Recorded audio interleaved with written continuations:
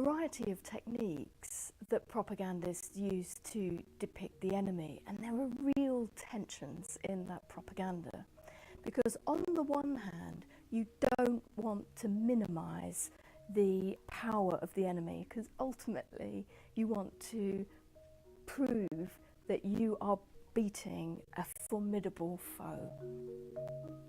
But equally, you don't want to demonise the enemy to the extent that you induce terror in your fighting and producing peoples.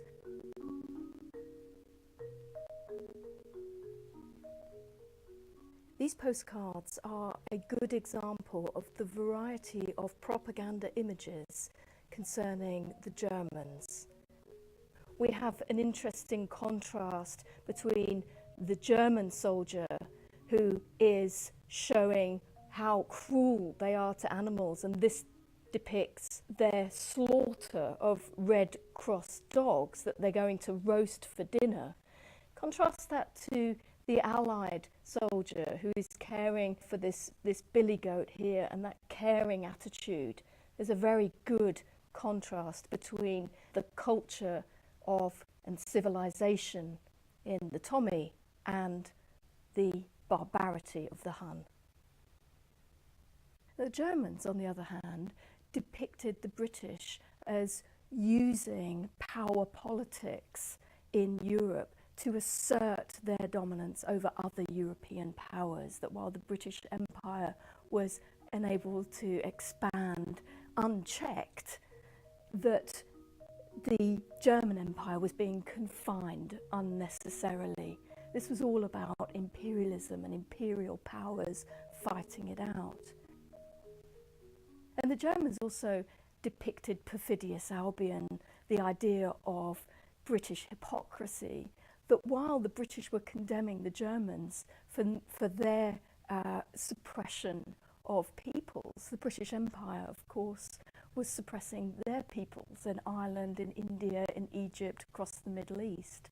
So German propaganda really pointed to their own civilization, moral superiority, superiority in culture, while pointing to the hypocrisy of British imperialists.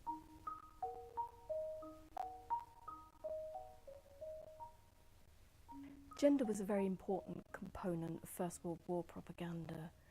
First of all, the national symbols tended to be gendered. For example, Mariana in France, the Spirit of Australia, Britannia, and these really set national patriotic overtones in gendered terms.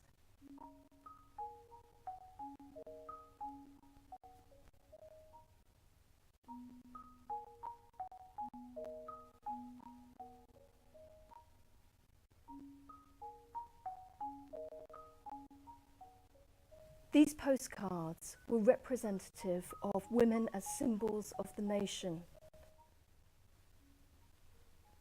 In this first image, we see a woman representative of Britain offering the soldier a symbol of good luck. It says here, "Good luck for Tommy." And here again, capturing the spirit of America. We're coming, brothers, coming, 100,000 strong. This could also translate into representing the suffering of the nation. Here, the old woman represents the pity, the sorrow of Belgium. And here, that German honour has become a shame. There were a number of postcards from the First World War just depicting women as something to fight for, something idealised, the hope embodied in the future. And of course the converse aspect of that was that if you didn't enlist, you were not worthy of these women, that you would be spurned by your sweetheart, that you didn't live up to the expectations of the nation, and you didn't live up to the expectations of your loved one.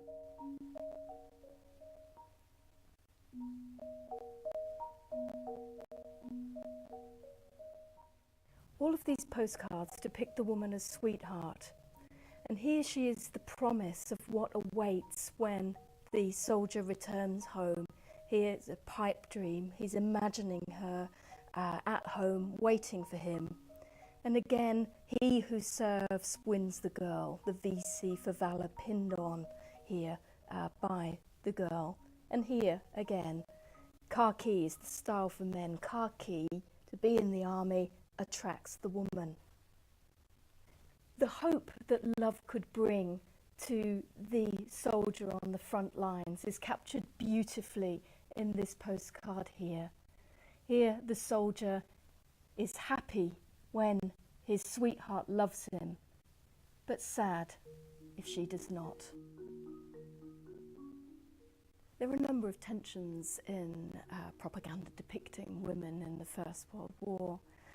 First of all, there's the tension between the propaganda that depicted women as vulnerable in need of protection, but also as active participants in the war, as combatants in some of the Serbian propaganda, for example.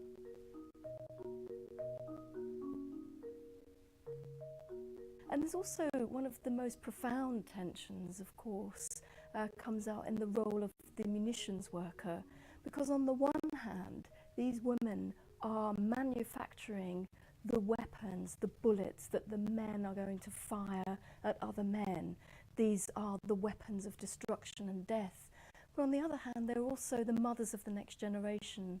So they're simultaneously responsible for life and death in the propaganda of the First World War.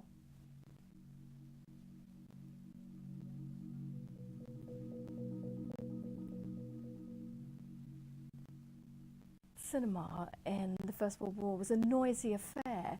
It was full of participation, noise, people speaking, agreeing, disagreeing, booing, shouting. So it wasn't just something to sit back and consume. This was something to be active with. This was something that audiences could participate with. And therefore, gradually, the authorities realised that it could be a very powerful means of communicating with mass audiences.